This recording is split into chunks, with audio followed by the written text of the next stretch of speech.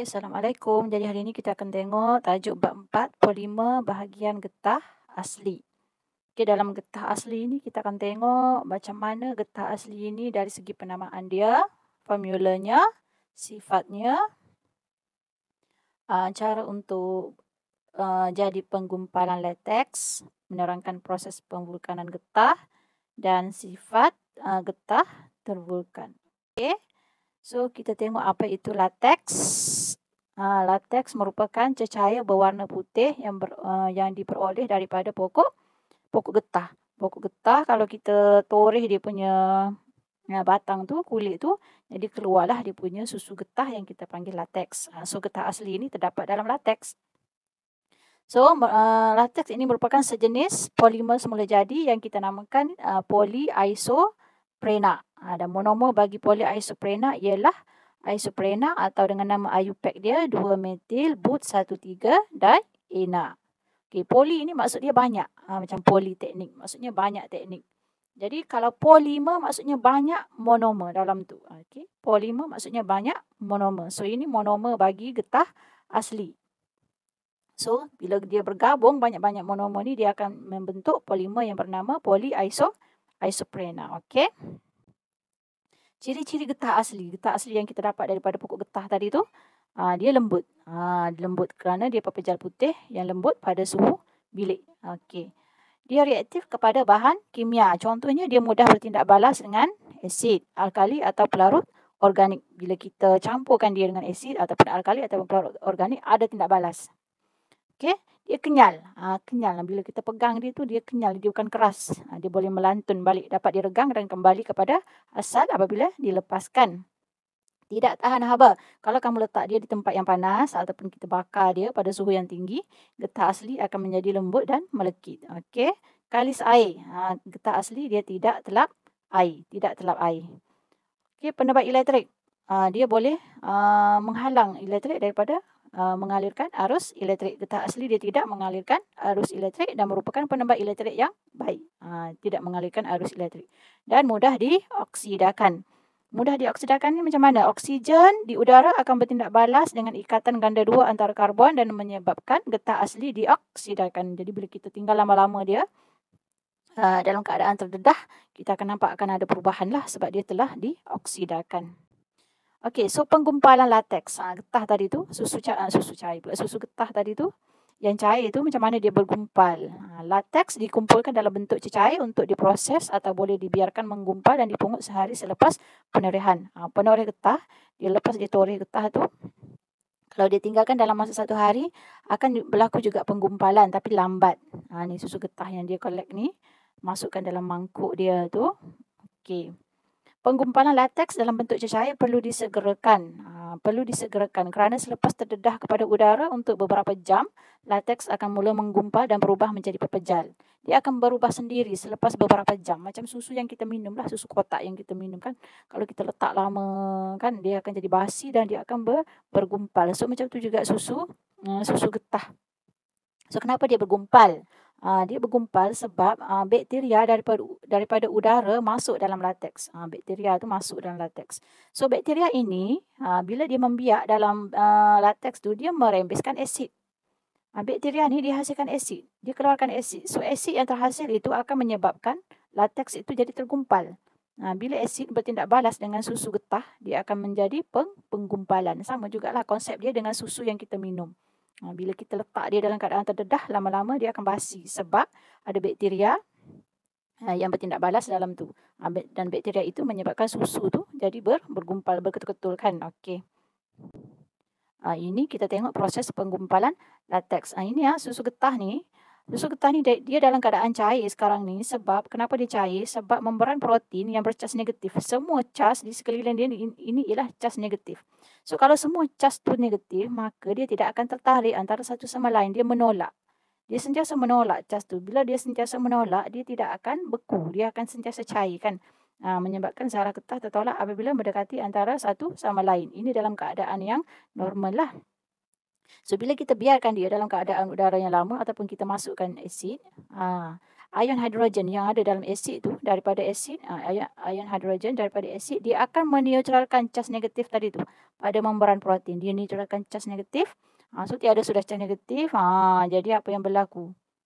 Akan berlaku penarikan antara cas lah, negatif dengan positif. So, zarah-zarah getah yang berlanggar antara satu sama lain menyebabkan membran protein pecah ni. Yang kat luar ni pecah.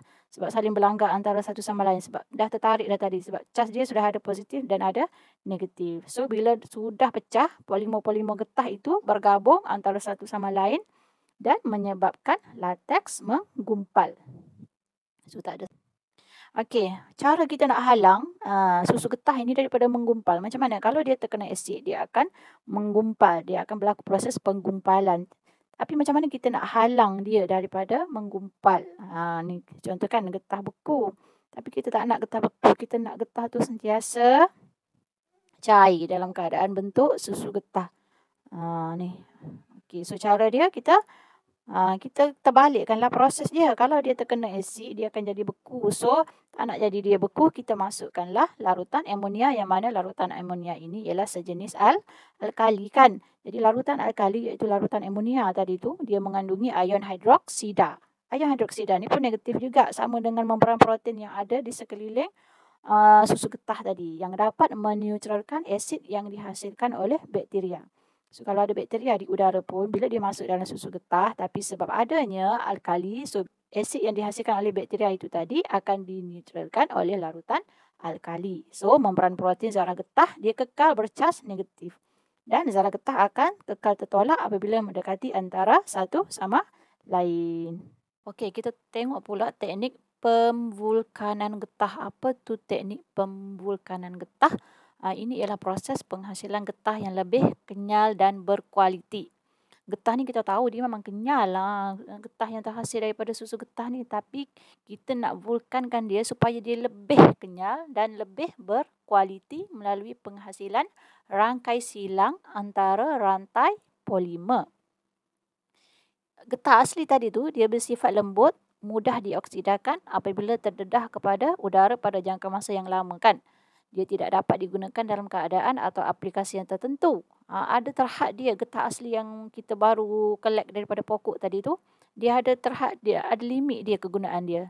Ciri-ciri getah asli dapat ditingkatkan dengan menjalankan proses pemvulkanan kepada getah asli. So, kalau kita nak guna dia dalam pelbagai keadaan, kita kena jalankan proses pemvulkanan. So, proses pemvulkanan ini ialah semasa proses pemvulkanan, ikatan ganda dua antara karbon yang terdapat antara molekul getah akan bertindak balas dengan sulfur. So, sebenarnya kita masukkan sulfur dalam, kita tindak balaskan sulfur dengan susu getah tadi, dengan molekul getah tadi atau bahan lain untuk menghasilkan rangkai silang sulfur. So, rangkai silang sulfur ini tadi menjadikan getah tervulkan lebih kuat. Bila kita masukkan satu benda asing kepada bahan yang asal, so bahan itu tadi dia akan jadi lebih kuat. Lebih kuat sebabnya ada rantai silang. Contoh kita tengok di sini, ini molekul bagi getah. So kita tambahkan dia dengan sulfur. So hasil dia, mana kita tengok. Dia akan pecahkan ikatan ganda dua ni dan digantikan dengan atom ataupun akan digantikan dengan sulfur lah. Kemudian kita tengok sifat getah tervulkan. Apa beza getah tervulkan tadi tu dengan getah asli, getah yang original daripada pokok tadi tu. Okey. Jadi kita tengok yang pertama dari segi kekenyalan dia. Kalau getah tervulkan dia lebih kenyal, lebih kenyal. Kalau getah tak tervulkan maksudnya getah asli tadi tu dia kurang kenyal. Okey, kekerasan dia lebih keras. Kalau getah tak tervulkan dia lembut. Kekuatan dia lagi tinggi. Ketahanan haba dia lebih tahan haba. Ketahanan pengoksidaan dia lebih tahan terhadap pengoksidaan. Paling senang kita tengok apakah bahan yang kita guna dalam kehidupan kita sehari-hari yang menggunakan getah. Contohnya tapak kasut kita kan. Tapak kasut itu lebih keras kan. Macam mana kalau kita ambil je getah lepas storage tu kita bekukan, lepas tu kita jadikan dia tapak kasut tanpa kita vulkankan dia. Macam mana? Boleh ke guna? Dia lebih lembut kan, lebih lembut. So cepat rosak. Macam mana nak pakai? So kita kena inovasikan dia, kita jadikan dia getah terbukan supaya dia lebih tahan lasak, lebih kenyal, dia lebih keras, tahan haba. Kalau kita ambil getah asli, kita pakai pada kaki kita dan kita jalan-jalan atas tar yang panas, rasa-rasanya apa yang berlaku? Dia kurang tahan haba. Lama-lama dia akan cair lah. Dia akan cair dan melekit kan. So takkanlah nak pakai kasut yang melekit pada tapak kaki. So caranya kita vulkankan dia. Okay. Ini contoh. Kita ada tayar kereta, kita ada glove, kita ada boot. Okey, itu saja.